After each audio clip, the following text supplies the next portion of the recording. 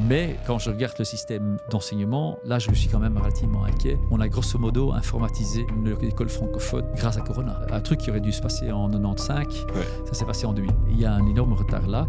Il y a énormément de gens qui ont peur de perdre leur emploi à cause de l'IA. Alors tout d'abord, on va enlever le grand buzz qui fait que ça va tuer l'emploi. En 2022, sortie de ChatGPT, grosso modo, si vous lisiez les médias, on n'y a plus personne au boulot dans 3 ans, ou même dans 2 ans. Et on est 3 ans plus tard, on n'a jamais autant cherché de gens. Je m'appelle Olaf et vous écoutez Perspective IA, le podcast qui interviewe des acteurs de l'intelligence artificielle pour mieux comprendre et anticiper cette révolution. Thierry Geerts, bonjour. Bonjour. Merci beaucoup d'avoir accepté notre invitation. Avec grand plaisir. Alors vous avez eu 1000 vies, vous êtes l'ancien patron de Google Belgique, vous êtes actuellement le CEO de Bessie, la chambre de commerce bruxelloise, vous êtes auteur, votre dernier livre est Homo Digitalis, vous êtes aussi le cofondateur d'incubateurs de start-up, donc le plus simple c'est que je vous laisse vous présenter. Oui, j'ai simplement une carrière un peu longue vu mon âge avancé, mais j'ai fait Solvay à la VUB pour commencer. Et puis, j'ai été directeur d'une blanchisserie industrielle dans les années 90 à Schaerbeek. Et puis, au milieu des années 90, l'Internet a commencé à faire surface. Je me suis dit, tiens, ça c'est quand même intéressant. J'ai travaillé pendant 15 ans dans les médias. Et puis j'ai travaillé pour Google et puis maintenant je suis à la chambre de commerce. Voilà. Ok, super. Alors justement, au sujet de votre expérience chez Google, vous étiez le CEO lors de l'apparition de ChatGPT et on a parfois présenté OpenAI comme le Google Killer. Est-ce que vous pouvez nous raconter de l'intérieur comment ça s'est passé ?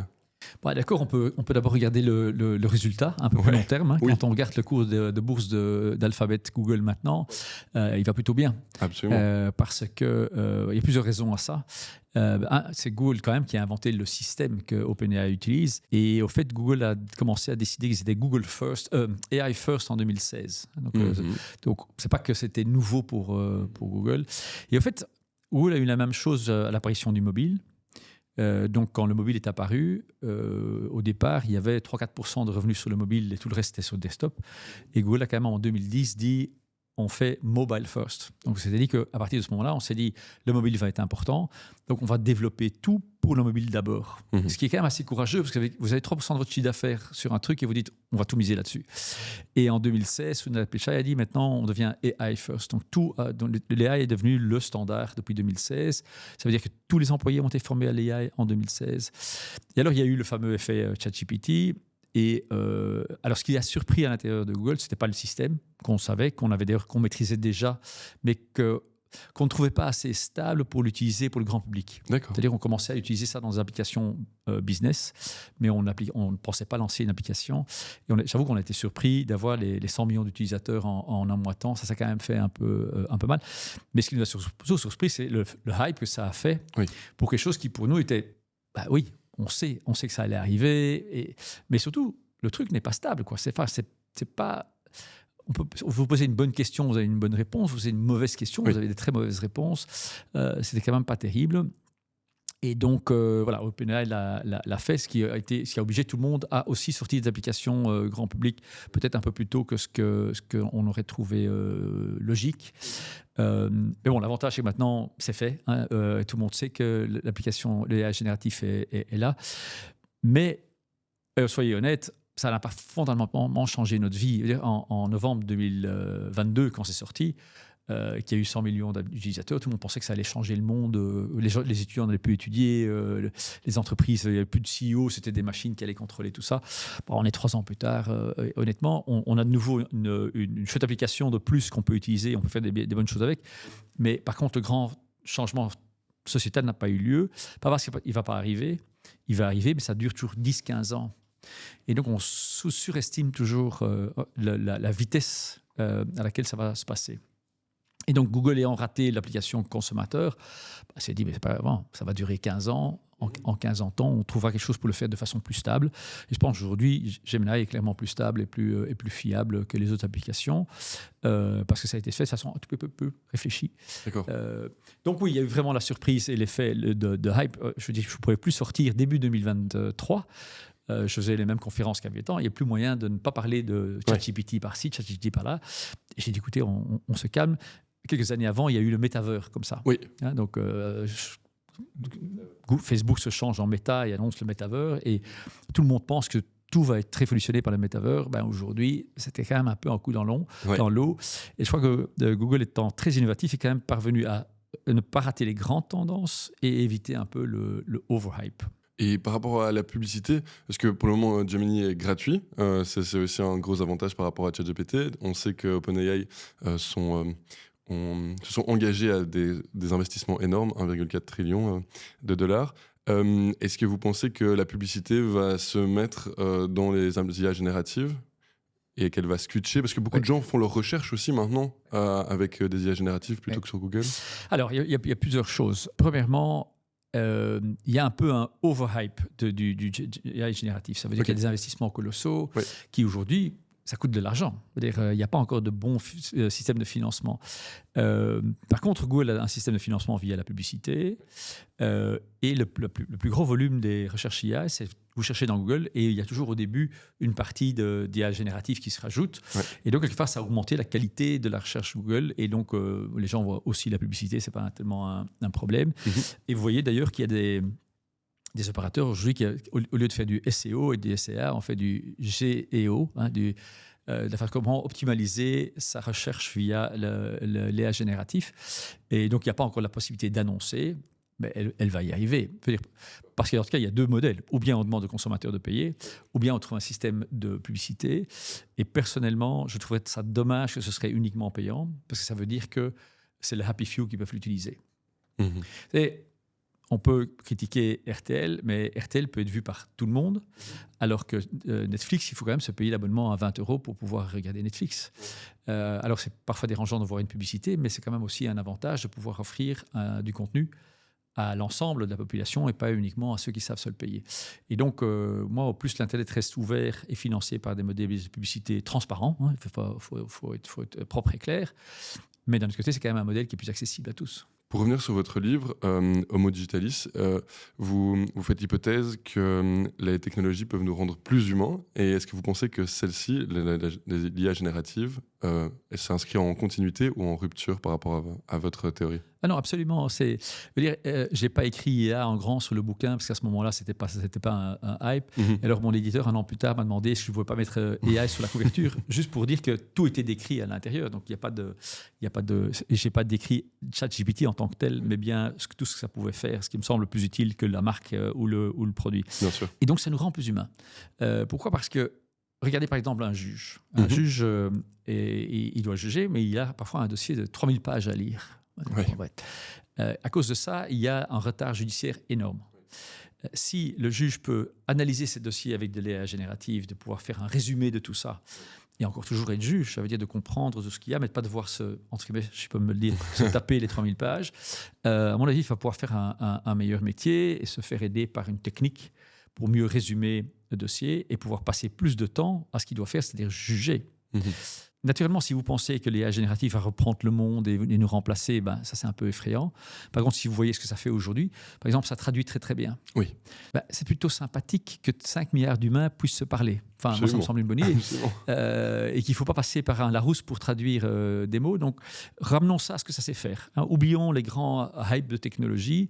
Regardons ce que ça sait faire. Ça sait traduire terriblement bien. Ça traduit en temps réel.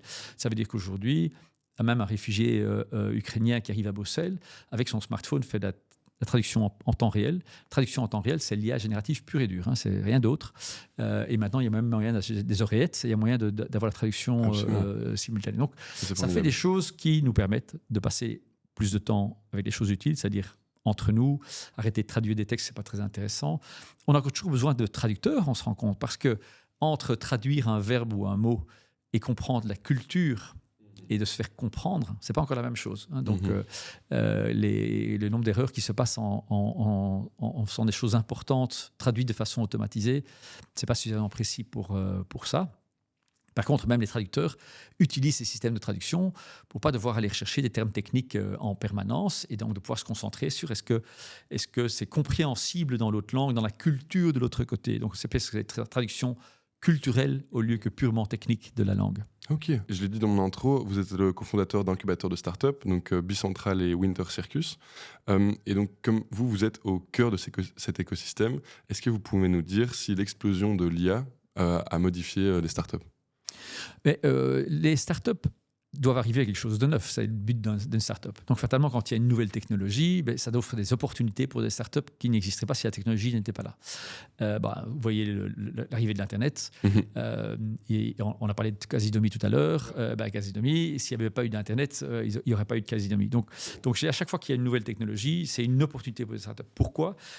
Parce que les sociétés traditionnelles ont dû réadapter des nouvelles technologies. Ça, c'est pour une raison, c'est bizarre, parce que les sociétés traditionnelles, ils ont de l'argent. Ouais. Il y a un cash flow, il y a des clients, il y a un directeur informatique, il y a tout ce qu'il faut. Il y a même parfois un innovation manager. Donc, a priori, les entreprises traditionnelles devraient être bien placées pour faire de l'innovation. Mais il s'avère que les structures qu'on met en place dans une entreprise freinent cette innovation et que parfois, il est plus facile à faire de l'extérieur. D'accord. On voit que beaucoup de sociétés qui veulent innover rachètent une start-up plutôt que d'innover eux-mêmes. Parce qu'il y a aussi un caractère de risque énorme à l'innovation. Et donc, parfois, comme entreprise traditionnelle, plutôt que de risquer son budget de l'année, on préfère que les startups essayent 2-3 trucs et puis qu'on rachète ce qui marche, même plus cher, que de devoir faire le startup. Donc, ça crée tout un écosystème de startups nouveaux, des nouvelles opportunités. Et l'entrepreneur sent ça tout de suite. Ici, il y a une nouvelle technologie, elle n'est pas encore adaptée par tout le monde, donc j'ai quelque chose à faire ici. Donc, oui.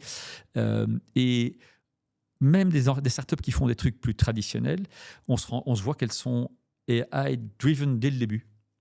Parce que vous travaillez dans une grande société et vous dites je veux utiliser ne fût-ce que Copilot par exemple. Ouais. Eh bien, si vous dites je veux utiliser Copilot et vous posez sur le bouton Start, ça ne va pas marcher. Il y a d'abord l'informatique qui va devoir se poser la question, tiens, est-ce que oui ou non on veut installer Copilot? Puis il faudra que le service achat s'intéresse à la facture. Et puis le service compliance va se dire, oui, mais ça passe via des serveurs américains, est-ce qu'on peut l'utiliser ou pas? Bref, vous êtes parti pour 2 ans de palabres avant de pouvoir l'utiliser. Une start-up l'achète un laptop, commence avec un Chromebook à 300 balles, commence avec un compte Google et utilise de l'IA dès le début, sans trop se poser de questions, et ça démarre tout de suite. Donc, elles ont une flexibilité. Et comme disait Darwin, c'est the survival of the fittest. Il ne faut pas être le plus grand, le plus fort, mais celui qui sait le mieux s'adapter. Et une start-up, par définition, elle s'adapte, puisqu'elle démarre dans le nouveau monde. Donc, elle est déjà adaptée par essence. Et vous avez cité les sociétés AI-driven. Dans un article, j'ai vu que vous parliez de nouveaux business models qui sont... Est-ce que c'est ce que vous venez d'expliquer, donc elles commencent tout de suite, ou alors c'est leur business model qui est tout à fait différent grâce à l'IA? Il y a un peu de tout. Donc, il faut, grosso modo, avec ces transformations, il faut tout réinventer. D'accord. Donc, ça veut dire, par exemple, la mobilité. Qu'est-ce que, grâce à l'IA générative, comment est-ce qu'on peut faire des applications plus pratiques à utiliser, s'arranger que les plannings soient mieux faits, d'utiliser des bus au bon moment, peu importe. On peut inventer plein de choses. Donc, on va réinventer des systèmes existants, mais on va aussi, de temps en temps, réinventer le modèle en tant que tel. D'accord. Reprenez mon exemple de Netflix. Aujourd'hui, Netflix vous propose si vous avez regardé un film, va vous proposer d'autres films dans le même style. Si vous n'avez pas ça, vous allez peut-être plus payer les 20 € par mois. Donc, est-ce que c'est AI-driven ou pas? C'est l'AI qui fait que vous payez encore toujours. Donc, le business model est devenu quand même très AI. Oui. Enabled. Disons, c'est pas l'AI en tant que tel. Il y a naturellement toutes les sociétés qui donnent le conseil. Leur métier, c'est de faire de l'IA, qui vont aider d'autres entreprises pour mettre le pays à l'étrier. Et celles-là, elles sont 100%, elles font du business que grâce à l'IA. Et il y en a énormément aujourd'hui parce que toutes les grandes entreprises se posent la question comment utiliser l'IA génératif. Donc, il y a plein de startups qui se disent, tiens, nous, on peut proposer ça puisque les grands consultants informatiques ont le même problème de s'adapter suffisamment rapidement à ces nouveaux modèles. Donc, il y a plein de boîtes comme ça. Et alors, il y a des trucs complètement nouveaux, des trucs qui n'ont pas encore existé. Je n'ai pas d'exemple sous la main, mais tout simplement qu'on n'aurait pas pu générer ce business si on n'avait pas eu l'IA générative pour faire ça. Et dans les soins de santé, par exemple, il y a des startups qui font des choses qui sont miraculeuses, qui étaient inimaginables sans l'IA générative. Donc, c'est du business purement AI. Donc, il y a un peu de tout. C'est des transformations, c'est AI-driven ou carrément inventées grâce à l'IA. Et je voulais vous demander, la PME bruxelloise moyenne, quel est son niveau d'intégration de l'intelligence artificielle aujourd'hui? C'est tout un débat. Si on leur demande, c'est catastrophique. Okay. Donc, la plupart des sociétés répondent « Ah non, nous, on ne sait pas très bien » ou « Ça va être trop cher, ça va être trop compliqué ». Alors, si vous posez un peu 2-3 questions plus profondes, la plupart l'utilisent. Intéressant. Parce que c'est devenu quelque chose qui est tellement intégré dans certains outils. Je vais donner un exemple un peu bateau, mais si vous utilisez Breeze, vous utilisez de l'AI pur. C'est même pas un peu. Vous utilisez Google Traduction, c'est de l'AI génératif pur et dur. Et donc, quand vous dites aux entrepreneurs, alors dites, mais au fait, vous utilisez ça, donc vous utilisez de l'IA.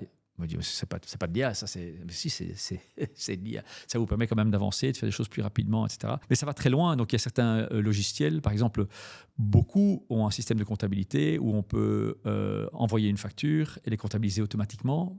Ça, c'est quand même de l'IA assez sophistiqué. C'était impossible il y a 10 ans. Et donc, votre comptabilité avance beaucoup plus vite et beaucoup moins cher que précédemment. Donc, voilà, il y a tout cet élément d'outils à utiliser. Et là, on se rend compte que la majorité des entreprises utilisent ce genre d'outils d'une façon ou d'une autre. Et donc, c'est moins grave que ça en a l'air. D'accord. Mais par contre, la plupart des entreprises boulot sont plutôt en attente. On est devenu relativement conservateur dans nos modèles en Belgique.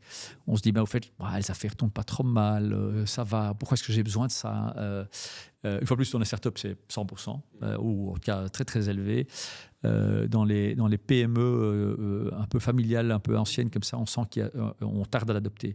Et ça m'inquiète parce que vous pouvez quand même faire des gains d'efficacité assez importants en appliquant l'AI. Si vous faites ça bien, vous gagnez 10, 20, 30% d'efficacité. Mais ça veut dire que si vous ne le faites pas, mais que vos concurrents le font, ça va être difficile de gagner sur des marchés. Et donc, sur les marchés internationaux, où il y a quand même de plus en plus de business qui utilisent l'AI pour faire des offres, pour adapter leurs produits, on risque de perdre notre compétitivité. Il ne faut pas oublier qu'on a un peu raté le précédent tournant. Dans le précédent tournant business, c'était quand même l'e-commerce. 70% de l'e-commerce en Belgique est fait par les sociétés françaises et hollandaises. Ce n'est même pas la Silicon Valley, c'est un webshop hollandais qui se trouve, tiens, en fait, ils parlent la même langue en Flandre qu'en Hollande. Je vais ouvrir la porte, je vais faire même un point BE, je vais démarrer. Et donc, il y a beaucoup de sociétés dans le retail en Belgique qui ont raté le tournant.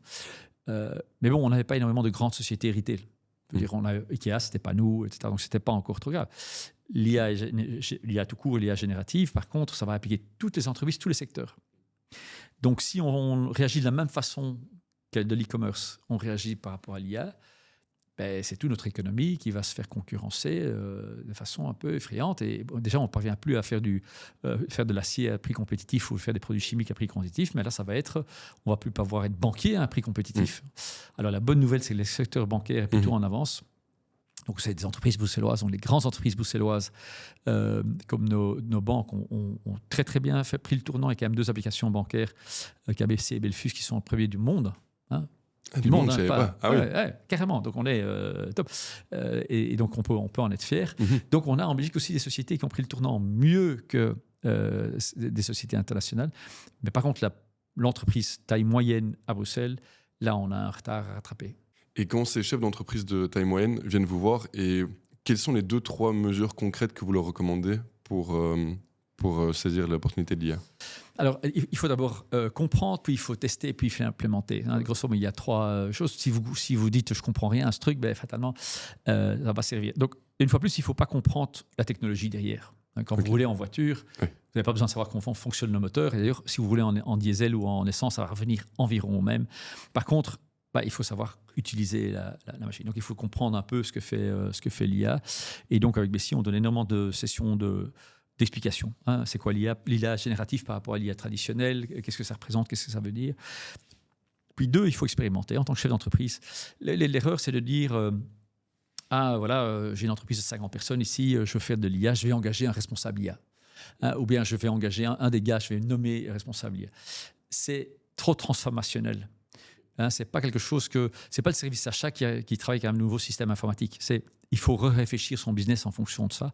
Et donc, il faut réellement que le chef d'entreprise, le management comité, puisse se rendre compte de ce que c'est. Et donc, ils doivent aussi, eux et elles, expérimenter avec ça, tester, faire un peu de prompt et ce genre de choses-là.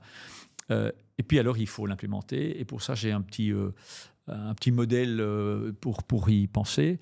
La première chose à faire, c'est simplement implémenter des outils. Okay. Donc, vous utilisez Gemini ou Copilot. Ça vous permet de devenir, si vous décidez ça, dès lundi, vous pouvez devenir AI-driven. Ouais, il ne faut pas engager 36 000 personnes, il faut juste ouvrir la porte. Bon, ça coûte un peu de licence, mais ça vaut vraiment la peine de commencer à l'utiliser.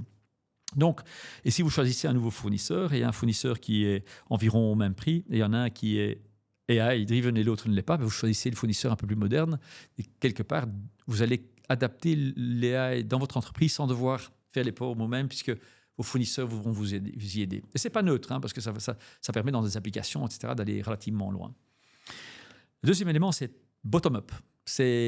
Vous allez certainement avoir quelqu'un dans votre équipe qui est super excité par le sujet et qui se dit, tiens, si on faisait tel truc à la compta ou en production, je voudrais avoir telle caméra pour pouvoir faire du contrôle qualité à l'intérieur de la... Et vous lâchez quelques budgets à ces gens-là. D'accord. Et ça ne doit pas être des fortunes, c'est parfois 2 000 euros, 5 000 euros. Et ça permet de faire des projets bottom-up. Donc, en général, ça marche assez bien. Pourquoi ? Parce qu'il y a une personne super motivée pour le faire. Et l'acceptation va être assez bonne puisque c'est quelqu'un du terrain qui vient avec quelque chose et c'est l'équipe qui va le générer. Donc ça marche en général plutôt bien. Le troisième, c'est top-down. C'est le conseil d'administration qui se dit, tiens, on est dans le monde DA, il faut maintenant l'appliquer dans l'entreprise et va faire des grands projets transformationnels, comme quand on appliquait un SAP dans le temps dans l'informatique. Donc un projet informatique, mais qui a plus d'importance, donc top-down. Et là, la plupart du temps, ça foire. OK. Alors, c'est pas pour ça qu'il ne faut pas le faire, parce que c'est naturellement, si le troisième catégorie réussissent, c'est celles qui ont plus grand impact. C'est par exemple faire un nouveau business model avec les AI, ça c'est pas un petit truc bottom-up, quoi. C'est en général le chef d'entreprise qui doit décider la chose. Par contre, il faut faire très attention parce que top-down, ça veut dire que les gens sont parfois un peu plus loin du terrain. Et donc on a tendance parfois à choisir le mauvais fournisseur ou le mauvais projet. Et il faut avoir fait les deux autres d'abord parce qu'il faut que la culture de l'entreprise permette ce genre de choses. Et je vois des entreprises qui refusent que leurs employés utilisent ChatGPT ou Copilot. Ah bon ? Mais par contre, ils veulent appliquer un grand projet transformationnel par rapport aux clients, etc. Et alors les gens se disent, ça va nous coûter des jobs. Et alors on voit qu'il y a un problème d'acceptation. Mais bref, donc il faut faire les 3 niveaux. Mais il vaut mieux commencer par le plus facile, puis expérimenter, et puis alors aller dans du lourd. Et même là, il faut faire attention de ne pas faire des grands projets à 3 ans comme ça. D'accord. Parce que pour être honnête, c'est tellement nouveau que personne ne sait vraiment vous dire ce qu'il faut faire. Et donc, moi, je trouve ça un moment intéressant pour un chef d'entreprise parce qu'il y a moyen de reprendre la main. Et c'est celui qui comprend vraiment le pourquoi de son entreprise qui parvient le mieux à appliquer ça. Moi, chez Bessie, je sais ce que je veux faire, je sais ce que cette technologie peut faire. Donc, je suis très excité pour implémenter ça dans l'entreprise. C'est très intéressant, ça va nous donner une nouvelle compétitivité quelque part, pouvoir répondre à des nouveaux besoins de nos membres. Donc, c'est super intéressant à faire. Et alors, si vous êtes excité pour le faire, vous allez le faire bien. Tandis que si vous le faites parce qu'il faut le faire, ou bien votre concurrent l'a déjà fait, donc vous êtes « il faut absolument qu'on rattrape », on n'est jamais moins bon quand on doit courir derrière. Hein. Oui, je comprends tout à fait. Vous avez déjà plaidé pour que la Belgique ait un plan ambitieux pour en faire un leader dans l'intelligence artificielle. Quels sont, selon vous, les avantages et les handicaps de la Belgique ? C'est très difficile à dire parce que tout le monde n'est pas bien loti en Belgique, mais en moyenne, on est plutôt mieux loti qu'à l'étranger. Okay. Si on regarde la moyenne de vie, le revenu moyen par tête d'habitants, la différence entre les hauts revenus et les bas revenus sont moins élevés en Belgique. Grosso modo, quand on est pauvre en Belgique, on a quand même accès à de l'eau, l'aide sanitaire. Ce n'est pas le cas dans beaucoup de pays en dehors de chez nous. Le problème, c'est que l'être humain, quand on est plutôt bien loti, nos chromosomes, nos gènes nous disent on ne va rien changer. Si vous êtes perdu dans une île, vous n'avez rien, vous êtes prêt à tout changer pour améliorer votre sort. Et c'est ce qui se passe en Asie. Donc, l'Asie a un peu raté l'époque industrielle. Hein. La Chine, pendant toute la période où l'Europe était très riche, la Chine a vraiment raté complètement ce tournant-là. Et donc, on se sont dit, nous, on n'a rien à perdre, donc on va miser sur l'IA à fond. Nous, on a beaucoup à perdre. C'est vrai que l'Europe a construit un très, très beau modèle. Une fois plus, il y a encore beaucoup de gens qu'il faut aider, beaucoup plus. Oui. Et parfois, c'est scandaleux d'être dans un pays aussi riche et de ne pas aider tout le monde. Mais il faut quand même être réaliste. Et ceux qui se plaignent toujours en Belgique, je leur dis toujours, écoutez, vous allez travailler 6 mois en Asie, vous revenez, puis après, on verra. Et après ça, on se dit, tout va bien ici. Mais donc, quand on est plutôt bien loti, on n'a pas tendance à changer. Si vous sentez que rien ne va, vous dites il faut faire quelque chose, ça va être urgent. Hein. Donc ça s'appelle le burning platform, la raison pour changer. Et si vous voulez réussir un programme de transformation dans une entreprise, vous avez besoin d'un modèle, d'une histoire inspirante. D'accord. L'être humain veut pouvoir aller quelque part. Mais si vous avez une histoire inspirante, le monde peut être meilleur si vous allez là-bas, mais que vous êtes bien ici, vous avez tendance à ne pas aller là-bas, parce que vous n'êtes pas sûr du là-bas. Par contre, si vous êtes bien assis, mais vous sentez que les pattes de votre chaise commencent à brûler, vous allez dire, OK, on n'est pas bien ici, mais c'est inspirant d'aller là-bas. Par contre, si le là-bas n'est pas clair, vous allez rester assis très longtemps sur votre chaise, même si elle brûle.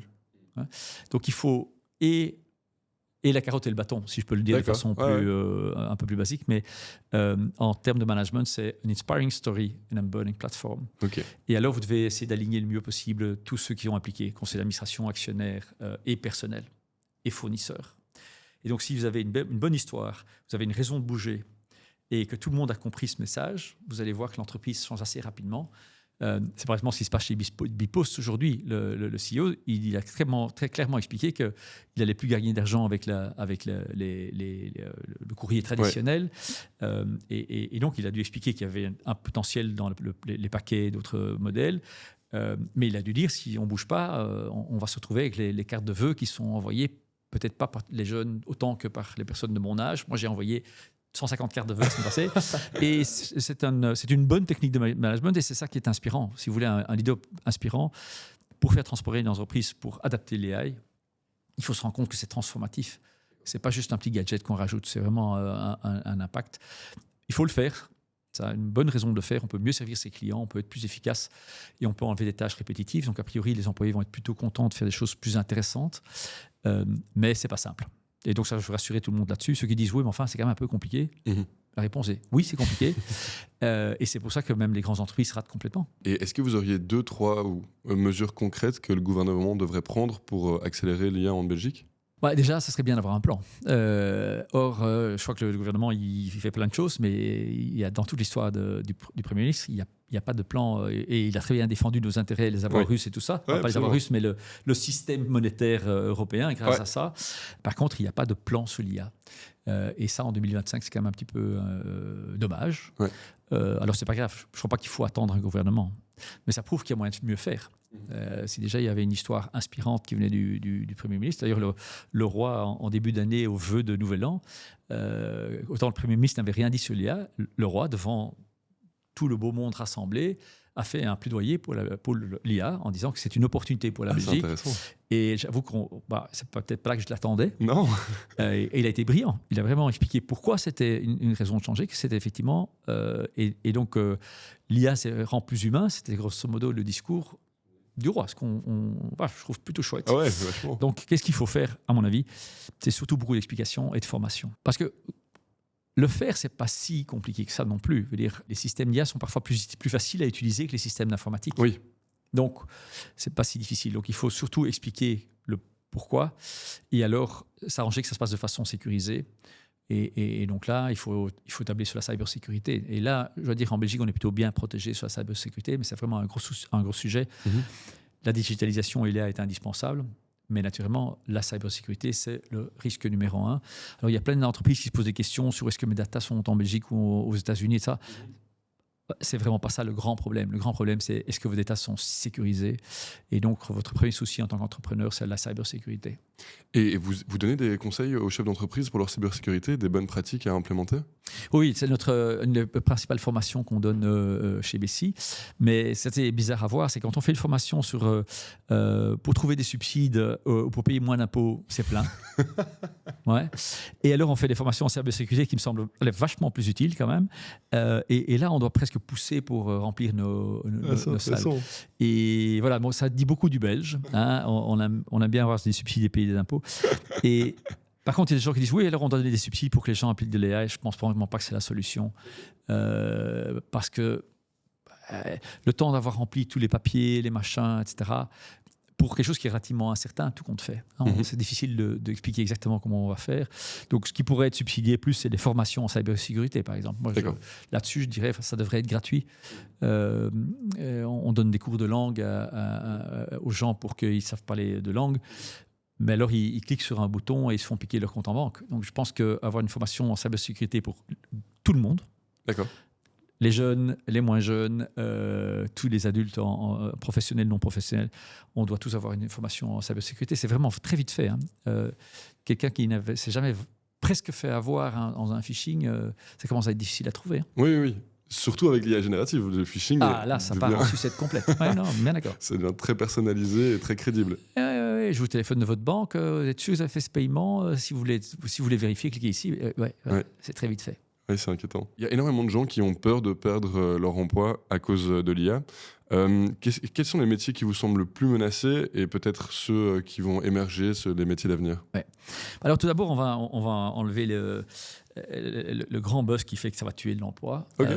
Donc une fois de plus, en 2022, sortie de ChatGPT, grosso modo, si vous lisiez les médias, c'est on n'a plus personne au boulot dans 3 ans, ou même dans 2 ans. Et on est 3 ans plus tard. On n'a jamais autant cherché de gens. Donc sur Bruxelles, il y a 100 000 emplois à pourvoir. 100 000, pas. Donc le problème, c'est qu'on a 6 000 chômeurs. Ça, il y a un peu de boulot à faire pour matcher les deux. Oui, mais ça, on va y revenir. Enfin, grosso modo, il y a du boulot. J'ai commencé à travailler chez Google en 2011. Et donc, il y avait le début de la digitalisation, les webshops, le mobile. Et donc, tout le monde me disait, ouais, c'est sympa, je peux commander mes trucs en ligne, mais ça va coûter de l'emploi. On est 15 ans plus tard. On n'a pas tué d'emploi. Ça a transformé l'emploi. Donc oui, il y a des boutiques qui ont fermé, mais oui, il y a des gens qui commencent à travailler dans un webshop. Donc ça change. Et parfois, les métiers sont différents. Parfois, les métiers sont carrément les mêmes, mais c'est différent. Et ça, c'est depuis, grosso modo, la nuit des temps. La technologie, en tant que telle, la technologie n'a pas tué d'emploi. S'il y a tué d'emploi dans les années 70, c'était la crise pétrolière. Ce n'était pas une crise technologique. C'était parce que, du coup, le pétrole, qui est grosso modo à la base de tout ce qu'on fait, on a besoin d'énergie pour tout. C'était devenu 10 fois plus cher et ça a cassé l'économie. La crise financière de 2008, ça a tué de l'emploi. Mais l'apparition de l'électricité, l'apparition de l'informatique, oui, il y a des gens qui ont encodé des papiers à longueur de journée avant l'informatique. Oui. Heureusement qu'ils ne font plus ça maintenant. C'était quand même pas très intéressant. Et donc, ils font autre chose aujourd'hui. Donc, ça fait des transformations. D'accord. Et ça dure environ 15 ans. Donc vous avez 15 ans pour vous adapter. Mais je vais donner l'exemple le plus frappant. Et donc je peux vous parler vraiment de quelque chose qui s'est passé.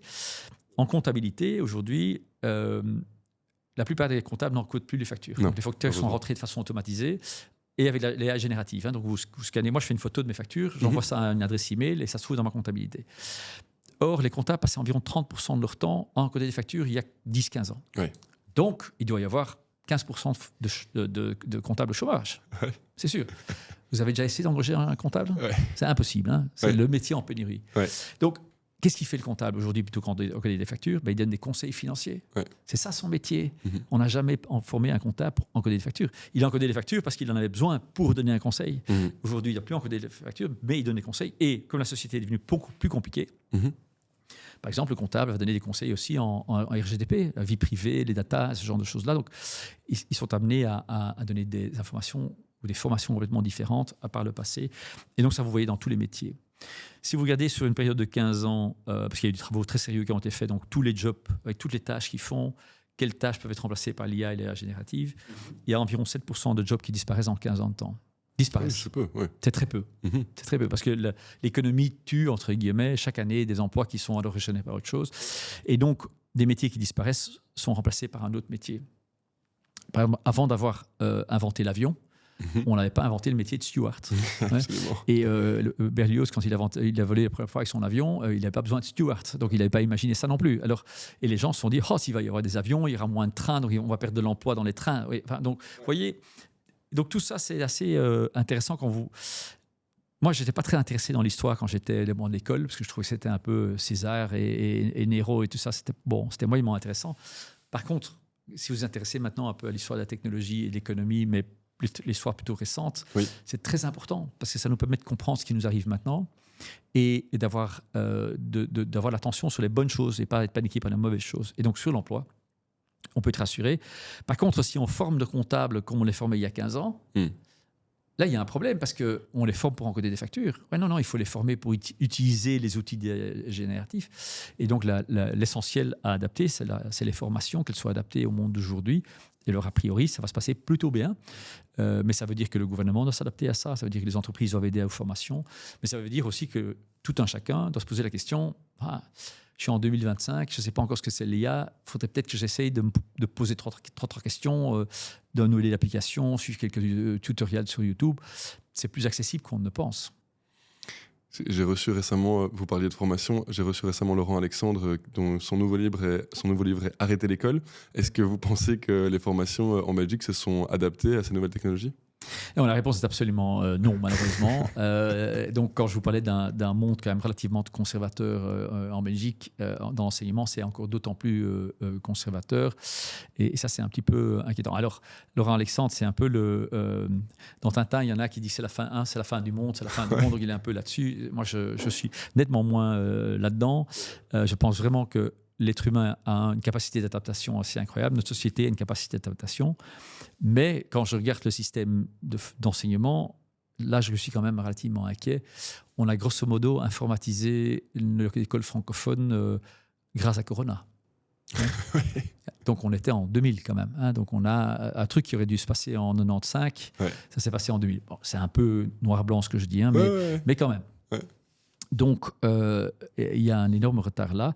Et donc, en tant que parent, aujourd'hui, il faut être conscient, vous devez donner à votre enfant la possibilité de se former là. Alors, il y a certains enseignants qui font des trucs fantastiques, il y a certaines écoles qui font des trucs fantastiques, mais le système n'est pas encore adapté. Ça veut dire malheureusement que si vous avez un peu de chance, vous êtes dans une bonne école et vous allez plutôt bien suivre tout ça, mais ce n'est pas standardisé pour tout le monde. Et donc, ça risque de nouveau de donner des inégalités avec des bonnes écoles et des moins bonnes écoles. Et ça, je trouve dommage. Donc, je pense que le gouvernement, aujourd'hui, doit absolument accélérer la transformation du monde d'éducation au sens large. Hein. Ça va de la petite enfance jusqu'à des formations pour adultes. D'accord. Mais bon, c'est pas qu'il n'y en a pas. Une fois de plus, il y a certaines écoles qui font un métier fantastique, un boulot fantastique, ou certains centres de formation qui font des trucs fantastiques. Mais ce n'est pas standardisé. Or, tout le monde a droit à ça. Vous avez évoqué les 100 000 emplois à pourvoir à Bruxelles, avec 97 000 chômeurs, c'est ça ? 96 000, oui. Ah, 96 000. Ouais. Qu'est-ce qui nous manque pour faire un matching entre les deux ? C'est la formation, justement ? Alors, on va commencer par l'information. Donc, il faut quand même dire que l'actrice qui s'occupe des chômeurs, quand ils font l'inventaire des jobs sur Bruxelles, selon comment on regarde, c'est 20 000 juste à l'intérieur de Bruxelles et c'est 40 000 environ si vous sortez un peu de Bruxelles. D'accord. Et donc, s'il y a 96 000 chômeurs et qu'il y a, disons, 30 000 jobs à pourvoir, le monde est foutu. Il y a un job pour 3 chômeurs, ça ne va pas aller. Ouais. Mais nous, on avait nos membres qui n'arrêtaient pas de dire, mais nous, on ne trouve personne. Hein, donc, je ne sais pas ce qui se passe, mais il y a quelque chose qui coince. Et donc, je me suis dit, il y a l'IA aujourd'hui. Et donc, j'ai demandé à une équipe de data scientists de faire ce que Google fait, c'est-à-dire le crawling du web, avec un peu d'intelligence artificielle pour retrouver qu'est-ce que c'est un job. Hein, c'est difficile. Et ils n'ont pas trouvé 30 000 jobs, ils ont trouvé 100 000 jobs. OK. Donc, qu'est-ce qui se passe ? C'est que ces 100 000 jobs sont, devenez où est-ce qu'ils sont ? Ils sont sur les médias sociaux. Et donc, les entreprises aujourd'hui ne vont plus faire l'effort d'aller chez Actiris dire je cherche quelqu'un.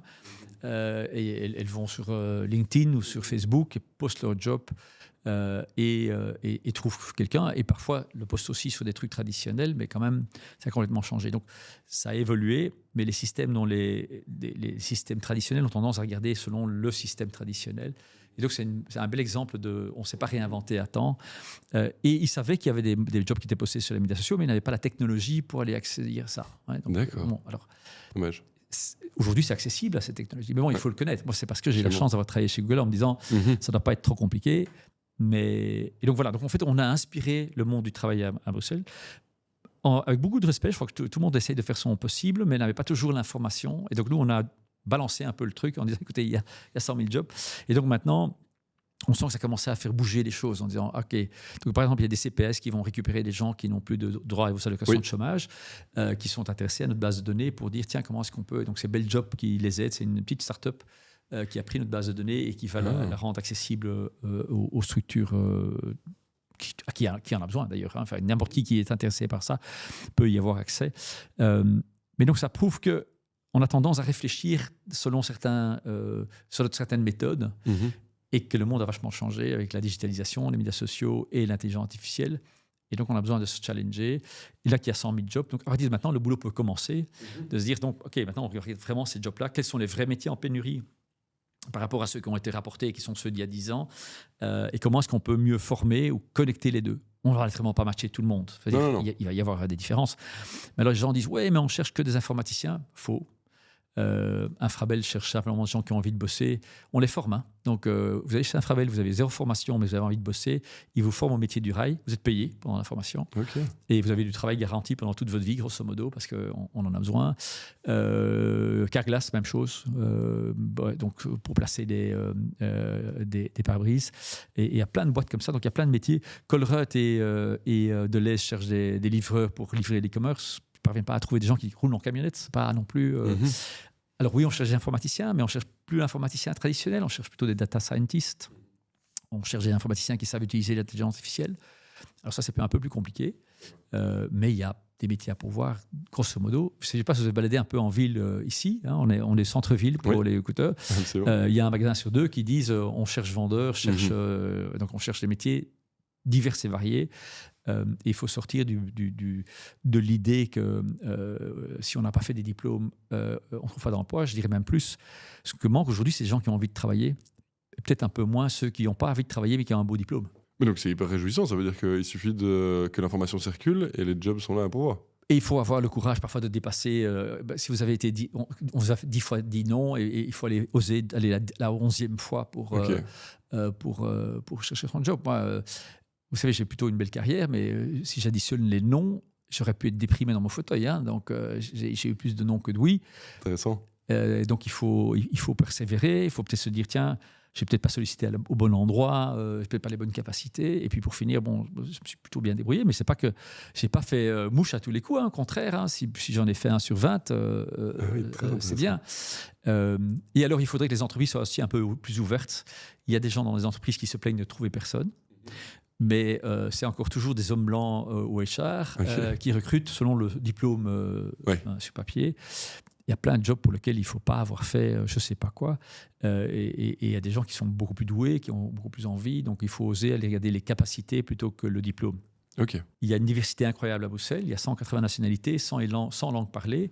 Donc, si vous dites, moi, je veux uniquement engager les Blancs qui parlent français, vous allez avoir un peu plus difficile à trouver. Donc, il faut cette ouverture. Et les entreprises qui ont cette ouverture-là, non seulement ils recrutent mieux, mais elles font du meilleur business parce que, guess what, les clients sont aussi un peu diversité. Les clients sont dans le monde entier. Donc, avoir dans son entreprise un potentiel un peu plus varié de talents, d'expérience, permet aussi de mieux servir son client de l'autre côté qui est aussi n'est plus l'homme blanc cliché. Alors j'en fais partie, hein, donc je peux me foutre de mon propre modèle. Mais je pense que c'est un moment, là aussi très humain comme moment, de se rendre compte que on a connecté plus d'êtres humains sur cette planète, et en plus on a un écosystème à Bruxelles qui rassemble tout ça. On ne se fait pas la guerre, hein. C'est parfois un peu compliqué, mais grosso modo on a une belle collaboration, une belle cohabitation ici. Et donc si vous utilisez tout ce talent-là, il y a du monde à recruter à Bruxelles. Est-ce que pour un jeune de 18 ans qui va commencer sa vie, est-ce que vous auriez un conseil à lui donner pour se préparer à un monde rempli d'intelligence artificielle ? Travailler sa passion. Travailler sa passion. Oui. Vous savez, il y a par exemple pour les parents qui disent tu dois faire des sciences de droit ou un truc comme ça. Et admettons que vous faites le droit, mais vous n'aimez pas le droit, vous allez vous emmerder vraiment toute votre vie, quoi. Et en plus, dans le temps, on étudiait pendant 5 ans et puis on était bon et on travaillait toute sa vie. Ouais. Donc, si on faisait quelque chose qu'on n'aimait pas trop, on se dit bon, je vais étudier pendant 5 ans, puis après, je trouverai un job qui me va dans une boîte un peu correcte et ça va. Tandis qu'aujourd'hui, comme le monde change en permanence, vous allez devoir vous reformer. Moi, comme j'ai toujours fait ce que j'aimais, quand j'ai dû faire des formations, j'ai trouvé ça rigolo. Vous imaginez bien, je suis venu de chez Google, j'ai été chez Bessie, j'ai eu 2-3 trucs à apprendre. Hein, mais quand j'allais dire 2-3 trucs, j'ai dû potasser pas mal. Mais comme j'ai trouvé ça très intéressant, j'ai pas eu de peine à le faire. J'ai trouvé ça très enrichissant. Je me suis réinventé, j'ai me donné un coup de fraîcheur. J'ai l'impression d'avoir 20 ans. J'ai pas 20 ans. Et donc, je m'amuse comme un bébé. Mais si vous faites pas ce que vous aimez, ça va être très difficile. Et donc, si vous aimez travailler avec vos mains, please, ne vous faites pas convaincre par exemple, vos parents qu'il faut faire des études. Okay. Les gens riches, à l'avenir, sont les plombiers. Ouais. Okay. Le seul métier qui ne sera jamais remplacé, ou en tout cas pas dans les 50 ans à venir, le seul métier, je vous garantis, qui ne sera pas remplacé par un robot, c'est un plombier. Parce qu'avoir un robot qui sonne à votre porte et qui vient réparer un robinet, je vous assure, bonne chance, ça ne va pas marcher. Dans une usine, on peut mettre des robots et des trucs comme ça, mais qui vient réparer un robinet ou installer un chauffe-eau, ça ne marchera jamais. Donc, si vous voulez vraiment avoir un métier d'avenir, vous faites plombier, vous êtes tranquille et vos clients sont satisfaits. Et ce que vous demandez par heure, les autres vont se dire ça va quand même être un peu violent.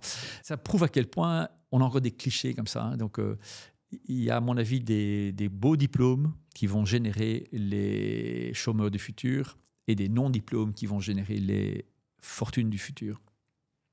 Mais ce n'est pas noir-blanc, parce que les gens qui font des diplômes qui sont plus à risque, mais qui sont passionnés par ce qu'ils font, oui. Ils trouveront une façon d'évoluer avec ce qu'ils sont passionnés pour ce qu'ils font. Donc, ce n'est pas tellement les études. Si vous êtes intéressé en histoire, vous pouvez faire de l'histoire parce que ça vous stimule, ça ne vous empêchera pas de... J'avais chez Google une historienne qui faisait du marketing digital et elle était excellente. Elle était même très excellente. Et par contre, elle avait fait l'histoire, ça m'avait intéressé, mais elle avait une façon de regarder l'histoire qui m'avait intéressé au moment où je vais l'engager. Je me suis dit, ça, c'est plutôt pas mal. Et effectivement, ça s'est avéré pas mal. Mais donc, il faut découvrir sa passion. Et un des problèmes de l'éducation en Belgique, c'est que ça ne stimule pas la découverte de sa passion. Okay. Moi, j'ai évolué dans une famille avec plein de médecins et d'infirmières et d'infirmiers. Et donc, ma première idée, c'était de faire médecin.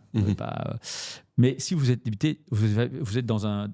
Admettons que vos parents sont dans le retail, peut-être que votre vocation, c'est d'être infirmier, mais vous n'avez pas accès à ce métier-là. Le métier du rail dont je parlais tout à l'heure. Oui. Ceux qui sont des métallos ou des gens du rail vont vouloir que les enfants restent dans le métier du rail. Tous les autres n'imaginent pas un instant aller travailler dans le métier du rail. Sauf qu'ils jouent avec des markings chez eux à la maison.